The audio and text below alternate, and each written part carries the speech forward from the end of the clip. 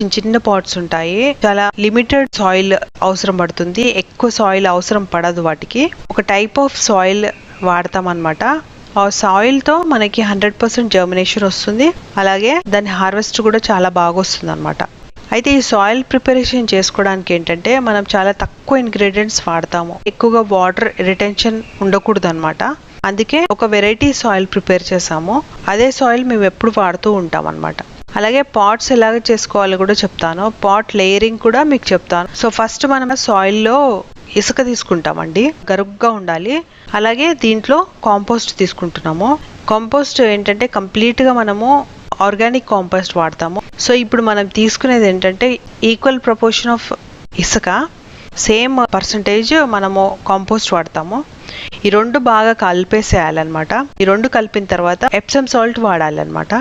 Epsom salt మనం ఇప్పుడు ఈ మోతాదు తీసుకున్నాం కదా, ఇసుక ఇంకా కంపోస్ట్, దీంట్లో నేను 1 స్పూన్ ఎప్సమ్ సాల్ట్ వాడుతున్నాను.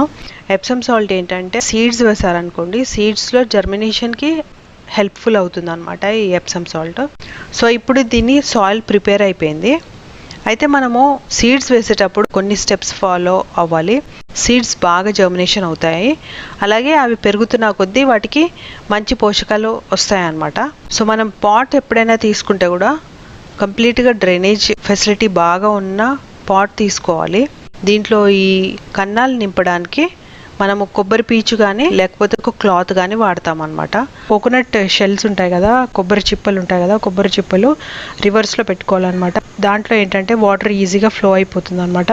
దానిపైన కొబ్బరి పీచు పరుచుకోవాలి. దాంతో ఏంటంటే మట్టి కిందకి జారకుండా ఉంటుంది. దాని తర్వాత మనం ఏదైనా ఎండ ఆకులు మనం ఏదైతే ఎండ పెట్టుకున్నామో అవన్నీ మనం దాంట్లో పెట్టేసుకోవాలి. ఇప్పుడు నేను చూపించేది మాత్రం cloth piece. First cloth piece వేసేస్తాము.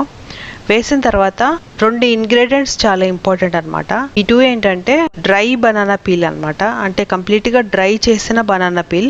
అలాగే వేపాకు కూడా ఎండిపోయిన వేపాకు. ఈ 2 కూడా చాలా అవసరము. రూట్ ఫార్మేషన్ చాలా బాగా అవుతుంది. అండ్ వేపాకుతో ఏంటంటే ఏవైనా చీమలు కానీ లేకపోతే ఏదైనా పురుగులు, పెస్ట్స్ అప్పుడప్పుడు సాయిల్లో వస్తూ ఉంటాయి కదా, అలాంటివి ఏమీ అటాక్ అవ్వకుండా ఉంటాయి అన్నమాట, కాపాడుతుంది. యాంటీ ఫంగస్ కూడా పనిచేస్తుంది అనమాట వేపాకు. అలాగే బనానా పీల్ ఏంటంటే దాంట్లో మంచి ఫాస్ఫరస్ ఉంటుంది, అలాగే మంచి పొటాషియం ఉంటుంది అనమాట. సో ఆర్గానిక్ పొటాషియం దీంట్లో దొరుకుతుంది. రూట్స్ బాగా డెవలప్ అవుతాయి, తొందరగా మనకి హార్వెస్ట్ వస్తుంది అండ్ హెల్దీ హార్వెస్ట్ వస్తుంది. వేసిన తర్వాత ఇప్పుడు మనం ఆల్రెడీ మిక్స్ చేసిన సాయిల్ని దీంట్లో వేసేసుకోవాలి.